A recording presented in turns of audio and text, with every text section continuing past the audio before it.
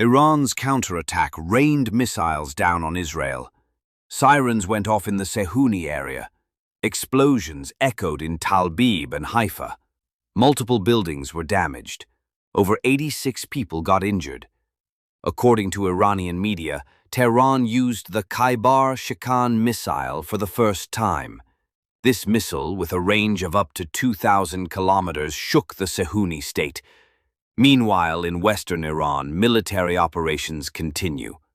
Iranian forces launched missile strikes in Tabriz, Awaz, Qum, and other areas.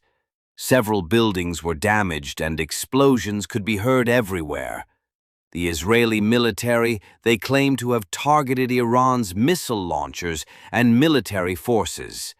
Iran executed a Mossad agent. According to Iranian media, the Israeli agent was sentenced after legal proceedings.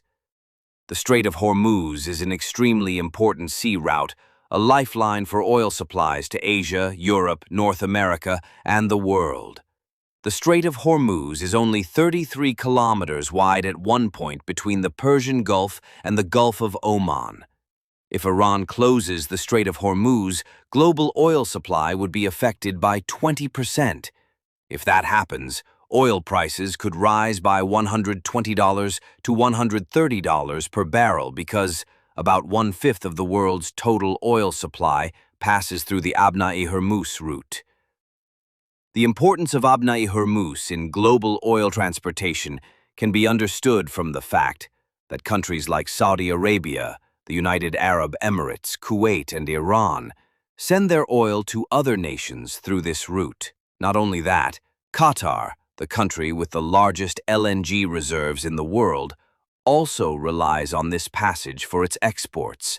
After Iran started a conflict against Israel, it even threatened to consider closing the Abna-i-Hormuz route. Oil prices went up in the international market. The IAEA called an emergency meeting about the U.S. attacks on Iran's nuclear facilities. The Global Atomic Energy Agency's meeting will be held tomorrow.